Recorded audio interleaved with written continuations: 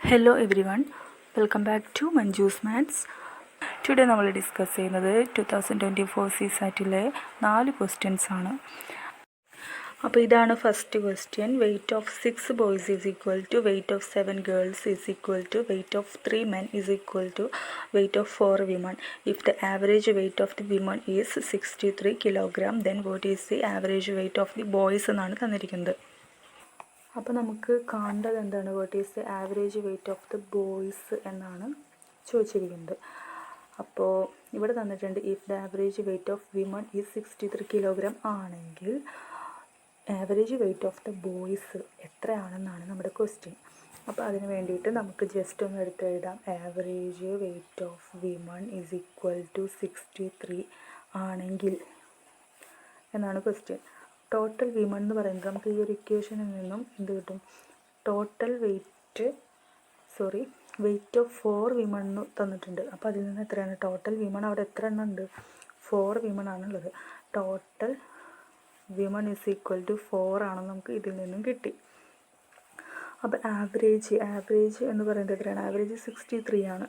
അതായത് 63 is equal to total weight of women divided by total women 4. ഇതാണ് ആവറേജിൻ്റെ formula, അതാണ്. അപ്പോൾ നമുക്കിതിൽ നിന്ന് എന്ത് കിട്ടും? Total weight of women is equal to ഇത് രണ്ടും ക്രോസ് മൾട്ടിപ്ലൈ ചെയ്യാം. 63 × 4 എത്ര കിട്ടും? 252 ആണ്.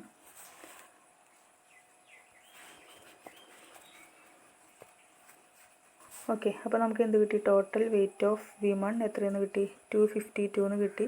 ഓക്കെ, അതവിടെ ഇരിക്കട്ടെ. ഇനി നമുക്ക് കാണേണ്ടത് ആവറേജ് വെയ്റ്റ് ഓഫ് ബോയ്സ് ആണ് നമുക്ക് കാണേണ്ടത്. ഇസ് ഈക്വൽ ടു എത്രയാണ്? Total weight of boys divided by total number of boys 6 ആണ്. ഇവിടെ 6 ബോയ്സ് ആണ് തന്നിരിക്കുന്നത്. അപ്പോൾ 6 ആണ്. ഇവിടെ ടോട്ടൽ വെയ്റ്റ് ഓഫ് ബോയ്സ്, അതായത് വെയ്റ്റ് ഓഫ് 6 ബോയ്സ് എന്ന് പറയുന്നത് വെയ്റ്റ് ഓഫ് 4 വിമണിന് ഈക്വൽ ആണ്. ഇവിടെ നമുക്ക് കിട്ടിയിട്ടുണ്ട് weight of 4 women is equal to 252 ആണ്.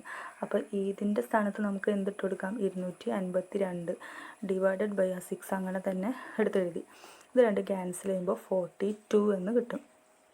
അപ്പോൾ average weight of boys is equal to 42 എന്ന് കിട്ടി. അപ്പോൾ നമ്മുടെ ഓപ്ഷൻ ബി ആണ് ആൻസർ. അപ്പോൾ ഈ ഒരു ക്വസ്റ്റ്യൻ നമ്മൾ ചെയ്തു കഴിഞ്ഞു. ഇനി നെക്സ്റ്റ് ക്വസ്റ്റ്യനിലോട്ട് നമുക്ക് പോവാം.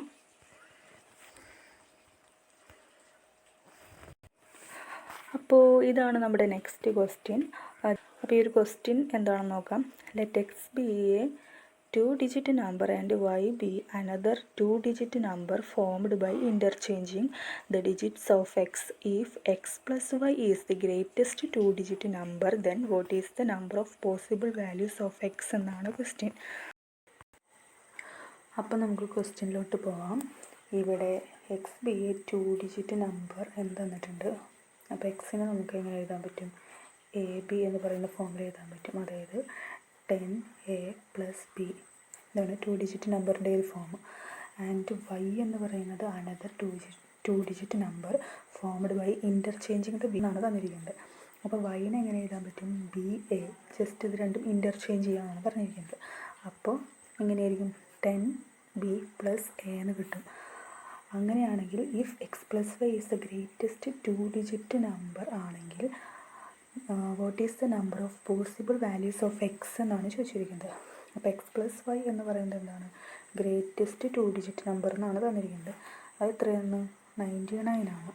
അതായത് എക്സ് പ്ലസ് വൈ എന്ന് പറയുന്നത് ഈ എക്സും ഈ വൈയും കൂടി ആഡ് ചെയ്യുക. അപ്പോൾ 10a + b + 10b + a is equal to 99 എന്ന് കിട്ടും. അതായത് 11a + 11b is equal to 99. അതായത് 11നെ കോമൺ ആയിട്ട് പുറത്തെടുക്കുമ്പോൾ a + b is equal to 99.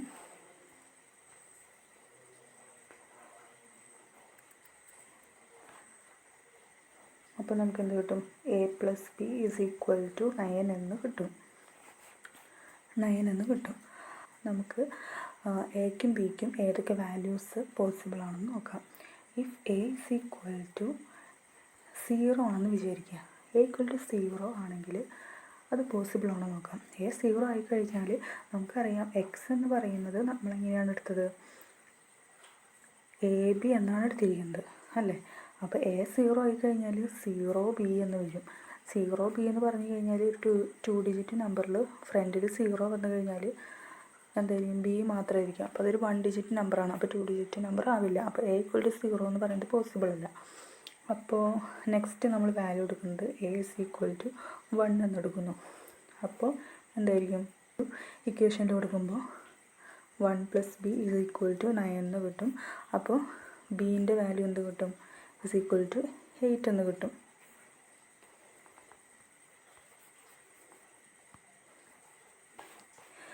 Similarly A = 2 എടുക്കുക.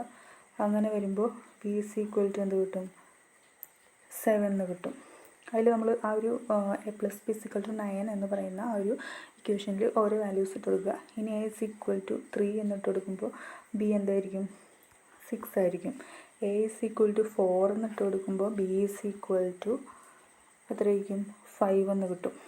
a = 5 എന്നിട്ട് കൊടുക്കുമ്പോൾ ബി = 4 എന്ന് കിട്ടും. a = 6 എന്നിട്ട് കൊടുക്കുമ്പോൾ ബി = 3 എന്ന് കിട്ടും. a = 7 ഇട്ട് കൊടുക്കുമ്പോൾ ബി = 2 എന്ന് കിട്ടും. a = 8 എന്നിട്ട് കൊടുക്കുമ്പോൾ ബി = 1 എന്ന് കിട്ടും. അപ്പോൾ നമുക്ക് എത്ര വാല്യൂസ് ടോട്ടൽ കിട്ടി, 8 വാല്യൂസ് കിട്ടി അല്ലേ, 8 വാല്യൂസാണ് കിട്ടിയത്. അപ്പോൾ ഇതിൻ്റെ ആൻസർ എത്രയാണ്, ഓപ്ഷൻ ഡി = 8 എന്നാണ് ഇതിൻ്റെ ആൻസർ. അപ്പോൾ നമുക്ക് നെക്സ്റ്റ് ക്വസ്റ്റ്യനിലോട്ട് പോവാം. അപ്പോൾ ഇതാണ് നമ്മുടെ next question. How many times the hour and the minute and coincide in a clock between 10 AM and 2 PM. അത് സെയിം ഡേ എന്നാണ് ചോദിച്ചിരിക്കുന്നത്.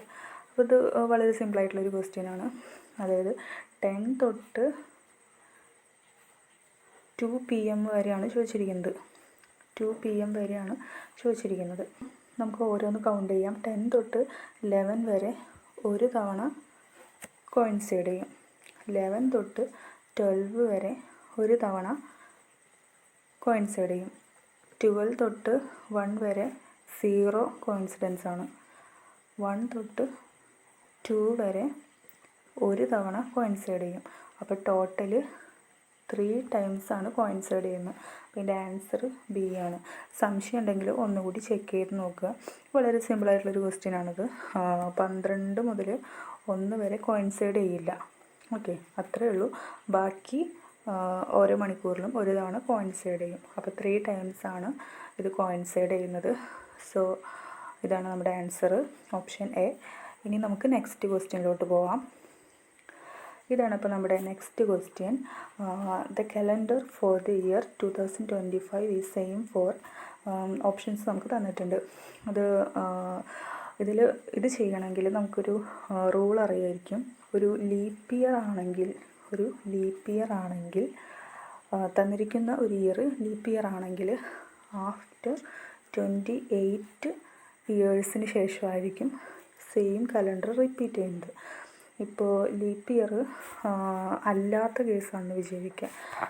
അപ്പോൾ ലീപ്പ് ഇയർ ആണെങ്കിൽ 28 ഇയേഴ്സ് കഴിയുമ്പോൾ സെയിം കലണ്ടർ റിപ്പീറ്റ് ചെയ്യും. ഇനി ലീപ്പ് ഇയർ അല്ലാത്ത കേസിലാണെങ്കിൽ നമുക്ക് എങ്ങനെ ചെയ്യാം? അപ്പോൾ അതിന് വേണ്ടിയിട്ട് ഒരു റൂളുണ്ട്. അതായത് ലീപ്പ് ഇയർ ഇപ്പോൾ തന്നിരിക്കുന്ന ഒരു ഇയറിന് ലീപ്പ് ഇയർ ആണോ എന്ന് നമ്മൾ ചെക്ക് ചെയ്യണം. അപ്പോൾ 2025 ഇതിന് ലീപ്പ് ഇയർ ആണോ എന്നെങ്ങനെ നമ്മൾ ചെക്ക് ചെയ്യുക? 4 കൊണ്ട് ഡിവൈഡ് ചെയ്യും. 4 കൊണ്ട് ഡിവൈഡ് ചെയ്യാനായിട്ട് നമുക്ക് ഈ ലാസ്റ്റത്തെ 2 ഡിജിറ്റ് 4 കൊണ്ട് ഡിവൈഡ് ചെയ്യാൻ പറ്റുന്നുണ്ടോ നോക്കിയാൽ മതി. അപ്പോൾ ഇത് ഡിവൈഡ് ചെയ്യുമ്പോൾ റിമൈൻഡർ എത്ര വരും? റിമൈൻഡർ = 624, റിമൈൻഡർ 1 എന്ന് കിട്ടും. അപ്പോൾ ഒരു ലീപ്പ് ഇയർ ചെക്ക് ചെയ്തതിന് ശേഷം റിമൈൻഡർ 1 വരുവാണെങ്കിൽ എന്താണ്, റൂളാണ് കേട്ടോ. റിമൈൻഡർ 1 ആണെങ്കിൽ ആഫ്റ്റർ 6 ഇയർ കഴിയുമ്പോഴായിരിക്കും സെയിം കലണ്ടർ റിപ്പീറ്റ് ചെയ്യുന്നത്. സിമിലർലി റിമൈൻഡർ = 2 ആണെങ്കിൽ 11 വർഷത്തിന് ശേഷമായിരിക്കും സെയിം കലണ്ടർ റിപ്പീറ്റ് ചെയ്യുന്നത്. അതുപോലെ തന്നെ റിമൈൻഡർ = 3 ആണെങ്കിൽ 11 വർഷം കഴിയുമ്പോഴായിരിക്കും ഈ ഒരു സെയിം കലണ്ടർ റിപ്പീറ്റ് ചെയ്യുന്നത്. അപ്പോൾ തന്നിരിക്കുന്ന 2025 എന്ന് പറയുന്ന ഇയർ ലീപ്പ് ഇയർ ആണോ? അല്ല, ലീപ്പ് ഇയർ അല്ല. അപ്പോൾ അതിൻ്റെ റിമൈൻഡർ നമുക്ക് കിട്ടിയത് 1 എന്നാണ്. അപ്പോൾ 1 റിമൈൻഡർ കിട്ടിക്കഴിഞ്ഞാൽ തന്നിരിക്കുന്ന ഇയറിനോട് കൂടിയിട്ട് 6 ആണ് ആഡ് ചെയ്യേണ്ടത്. അതായത് ആഫ്റ്റർ 6 ഇയർ ആണ്. ആഫ്റ്റർ 6 ഇയർ ആവുമ്പോഴാണ് സെയിം കലണ്ടർ റിപ്പീറ്റ് ചെയ്യുന്നത്. അപ്പോൾ തന്നിരിക്കുന്ന ഇയറിന് നമ്മൾ 6 വെച്ച് ആഡ് ചെയ്യുന്നു. അപ്പോൾ 2031 ഈ കലണ്ടർ റിപ്പീറ്റ് ചെയ്യേണ്ടത്. അപ്പോൾ ഓപ്ഷൻ സി ആണ് ആൻസർ. അപ്പോൾ ഇന്നത്തെ ക്ലാസ് ഇവിടെ വൈൻഡപ്പ് ചെയ്യാണ്. കുറച്ച് ക്വസ്റ്റ്യൻസൊക്കെ ചെയ്തു. അപ്പോൾ ബാക്കിയുള്ള ക്വസ്റ്റ്യൻസ് വളരെ കുറച്ച് ക്വസ്റ്റ്യൻസ് ഇനി ബാക്കിയുള്ളൂ. അത് നമ്മൾ നെക്സ്റ്റ് ക്ലാസ്സുകളിൽ ചെയ്യുന്നതായിരിക്കും. സോ ഇന്നത്തെ ക്ലാസ് ഇഷ്ടപ്പെട്ടെങ്കിൽ എല്ലാവരും ലൈക്ക് ചെയ്യുക, ഷെയർ ചെയ്യുക, സബ്സ്ക്രൈബ് ചെയ്യുക. Happy learning.